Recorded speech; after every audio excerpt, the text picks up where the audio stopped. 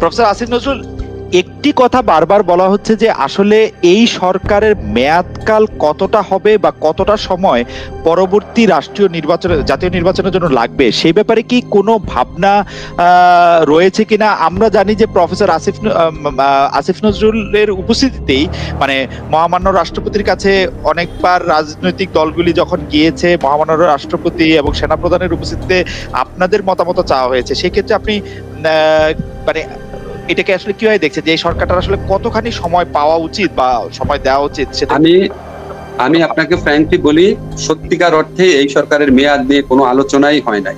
Formal যে আলোচনা হয়েছে, আমার সাথে আমাদের আর্মি চিফের পার্সোনালি ওনার সাথে আমি 1-to-1 বসেছি এবং আপনি শুনলে অবাক হবেন। আমি উনাকে বলেছি যে আপনি যে সমস্ত সংস্কারের কথা বলছেন এটা তো সিভিল সোসাইটি বহু বছর যাবত বলে আসছে।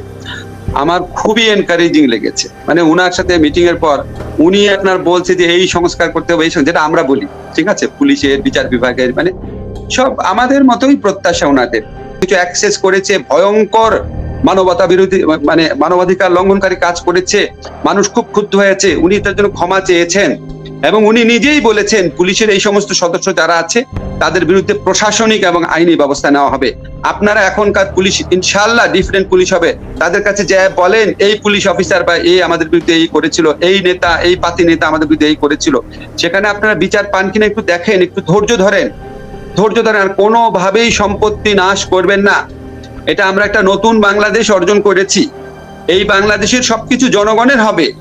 এখন এগুলি কোনো কিছু ধ্বংস করেন না, আর এমন কিছু করেন না যেটার সাথে আমাদের ইতিহাস ঐতিহ্য সম্পূর্ণভাবে অঙ্গাঙ্গে ভাবে জড়িত। যেমন ধরেন আমাদের অপরাজেয় বাংলা, আমাদের শহীদ মিনার, এগুলি আমাদের জাতিসত্তার অবিচ্ছেদ্য অংশ। কোনোভাবেই এখানে কোনো কুচক্রী মহলকে কোনো রকম ক্ষতি সাধন করতে দিবেন না, চিন্তাই করতে দিবেন না, খবরদার। এগুলি আমাদের জাতিসত্তার অংশ, এগুলি মনে রাখবেন। আমাদের এই আন্দোলনে আমার নিজের ছাত্রদের আমি দেখেছি, এখানে বিভিন্ন সংখ্যালঘু সম্প্রদায়ের অংশগ্রহণ ছিল, ভিন্ন জাতিসত্তার যারা পাহাড়ি জাতিসত্তা মানুষ আছে তাদের অংশগ্রহণ ছিল। তাদেরকে প্রোটেক্ট করেন। আপনি অন্যান্য দেশে মুসলমানরা নির্যাতিত হলে আপনি ক্ষুব্ধ হন না, কষ্ট পান না, আপনার চোখে পানি আসে না? তখন আপনার মনে হয় এত অন্যায় কাজ কিভাবে করে? তো ওই অন্যায় কাজ আমার দেশে যদি হয় অন্য সম্প্রদায়ের সাথে, অবশ্যই আপনার মধ্যে মিনিমাম মানবিকতা থাকলে তাদের এই যে কোনো অন্যায়কে প্রতিহত করেন।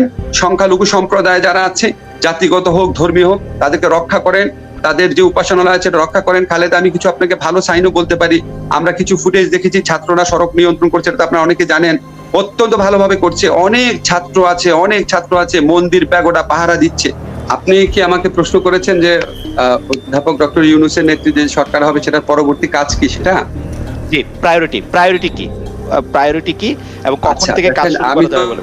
আমি তো ওনার ঠিক এই মুহূর্তে প্রায়োরিটি আমি জানি না, কিন্তু ওনার সাথে আমি ওনার সাথে যেটুকু কাজ করেছি, ওনার সাথে যেটা চলেছি, উনি অত্যন্ত গুছিয়ে কাজ করেন, হ্যাঁ, এবং ওনার কাজের ক্ষেত্রে উনি মানে পৃথিবীতে সর্বোচ্চ পর্যায়ে দক্ষতা প্রদর্শন করেছেন, যে জন্য উনি সারা বিশ্বে সম্মানিত পুরস্কৃত একজন মানুষ। তো আমাদের ওনার উপর অনেক কনফিডেন্স আছে। তো দেশ পরিচালনা তো ওনার জন্য নতুন অভিজ্ঞতা হবে, কিন্তু তারপর পুরোপুরি নতুন বলতে পারেন না। উনি একটা কেয়ারটেকার গভর্নমেন্টে ছিলেন কিন্তু 1991-এ। তো আমি স্যারকে যেটুকু চিনি, যেটুকু কথা বলে বুঝি, এটা সবাই, ইনফ্যাক্ট স্যার না, সমাজের সবার প্রত্যাশা হচ্ছে রিফর্ম। বাংলাদেশের মানুষ যেই নির্মম শাসন প্রত্যক্ষ করেছে, বাংলাদেশের মানুষ রাষ্ট্রের প্রতিষ্ঠানকে, পুলিশকে, আদালতকে, বিজিবিকে, দুর্নীতি দমন কমিশনকে, এই রাষ্ট্রের প্রতিষ্ঠান, তাদের ট্যাক্সে চলা রাষ্ট্রের প্রতিষ্ঠানকে দেখেছে, তাদের বিপক্ষে দাঁড়িয়েছে। এই অবস্থা থেকে বাংলাদেশের মানুষ মুক্তি চায়।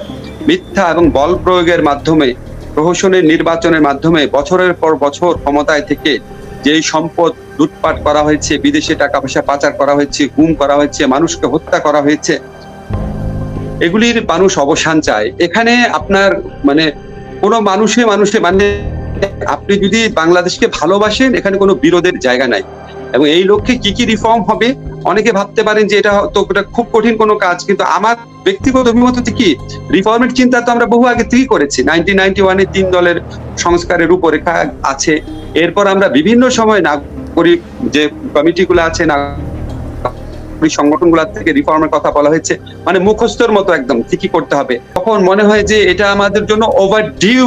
এই আমাদের যারা তাদের আগের প্রজন্ম, যে এই তরুণ সমাজের কাছে তারা আজকে যেই সাহসিকতা, যে প্রত্যয় দেখিয়ে, যে স্যাক্রিফাইস দেখিয়ে আজকে আমাদের জন্য অপরচুনিটিটা এনে দিয়েছে দেশ গড়ার, সেটাকে সর্বাত্মকভাবে ব্যবহার করার জন্য আমাদের যতটুকু সততা আছে, আন্তরিকতা আছে, পরিশ্রম করার ক্ষমতা আছে, সেটা দিয়ে আমরা চেষ্টা করব এবং সেই লক্ষ্যে নিশ্চয়ই স্যার আমাদেরকে উপযুক্ত নেতৃত্ব নিতে পারবেন, আমি 100% কনফিডেন্ট।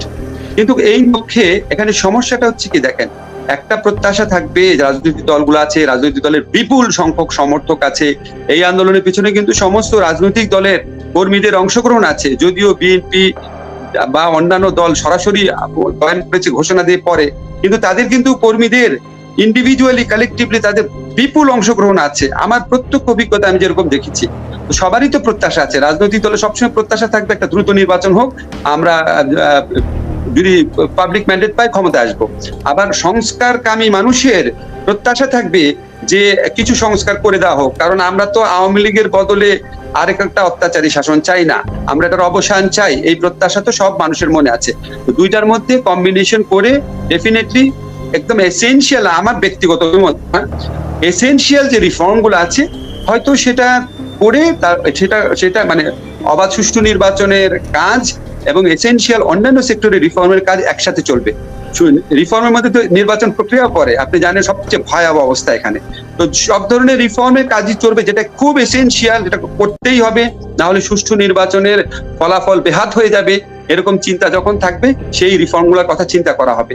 এবং আমি মনে করি ইউনূস স্যারকে আমি যেটুকু চিনি, উনি মানে উনার তো ক্ষুদ্র ঋণ, সামাজিক ব্যবসা, এটা সারা পৃথিবীতে ওনার কাজ আছে, উনি নিশ্চয়ই চাবেন না আপনার মানে আননেসেসারি দেরি করতে চাবেন না।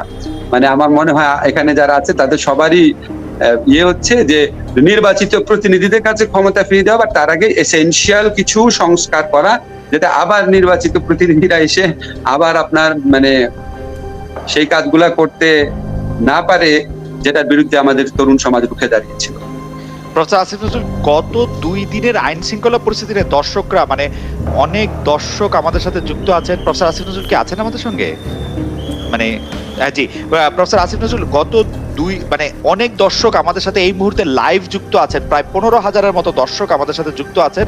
তাদের সবাই একটি বিষয়ে আপনার একটু দৃষ্টি আকর্ষণ করছেন, গত 2 দিনের প্রায় সবাই মানে তাদের অনেকে, যে গত 2 দিনের আইন শৃঙ্খলা পরিস্থিতির ক্ষেত্রে আসলে আপনাকে উদ্ধৃত করে অনেকে বলছে যে আপনি আহ্বান জানিয়েছিলেন যে এটি বন্ধ হয়, কিন্তু অনেকে প্রশ্ন করছে যে এর জন্য দায় আসলে কার? বাংলাদেশে কি এখন সিভিল ডিফেন্সটা আসলে কাজ করছে কিনা, কখন নাগাদ এটা কাজ করবে, এটি নিয়ে সবার উদ্বেগ। আমি প্রথমেই বলি, আইন শৃঙ্খলা পরিস্থিতি প্রথম দিন খুবই খারাপ ছিল। আমি সারাদিন সেদিন ক্যান্টনমেন্টে, তারপর বঙ্গভবনে ছিলাম, ফেরার পথে কিছু ফুটেজ দেখে আমি এত বিপর্যস্ত হয়ে পড়েছিলাম যে আমি এসেই একটা ফেসবুক লাইভ করেছিলাম। তবে এখানে একটা ব্যাপার হচ্ছে কি, এখন কিন্তু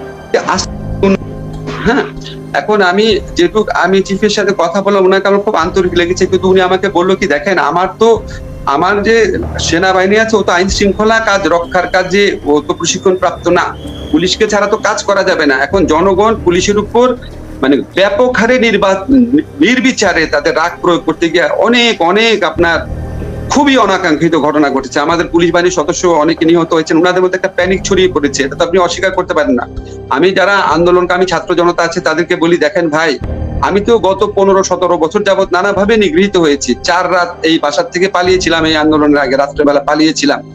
আমার ওয়াইফ আপনার কি বলবো, কি দুঃসহ রাত গেছে, যে মানে সারা রাত নামাজ পড়ে প্রার্থনা করে কাটিয়েছে যে আমার যেন কোনো ক্ষতি না হয়। আমি টেনশনে ঘুমাতে পারি না, আমার বাসায় অ্যাটাক হয় নাকি। আমরা তো আমার এই সাফারি কিছুই না, শত মানুষ গুম হয়েছে, হাজার মানুষ নিহত হয়েছে, লক্ষ মানুষ জেলখানাতে গিয়েছে, কোটি মানুষ অবিচারের শিকার হয়েছে।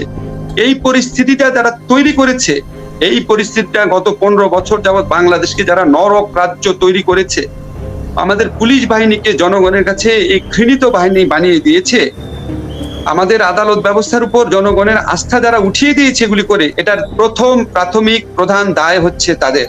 কিন্তু আমার কথা হচ্ছে কি, আমি কি ওদেরকে দায় দিয়ে আমি এই ধরনের মানে অত্যন্ত অন্যায় কাজ করব? আমি একটা কথা সবসময় বলি, যে এই পশু শক্তির বিরুদ্ধে আমরা রুখিয়ে দাঁড়িয়েছি, আমরা কি তাদের মতো পশু শক্তির মতো আচরণ করব? এটা ছাত্র জনতাকে বুঝতে হবে। এটা যারা ছাত্র জনতা বলতে আমি মনে করি এর মধ্যে অতি মানে ক্ষুদ্র অংশ ছাত্রদের পক্ষ থেকে তো সরাসরি, ইনফ্যাক্ট ছাত্ররা তো বারবার আবেদন জানাচ্ছে, শিক্ষার্থীরা খুব ম্যাচিউরলি আবেদন জানাচ্ছেন, ল অ্যান্ড অর্ডার সিচুয়েশন ভালো করতে হবে, আপনারা সংখ্যালঘুদের রক্ষা করেন, আপনারা মন্দির পাহারা দেন, ওনারা তো জানাচ্ছে।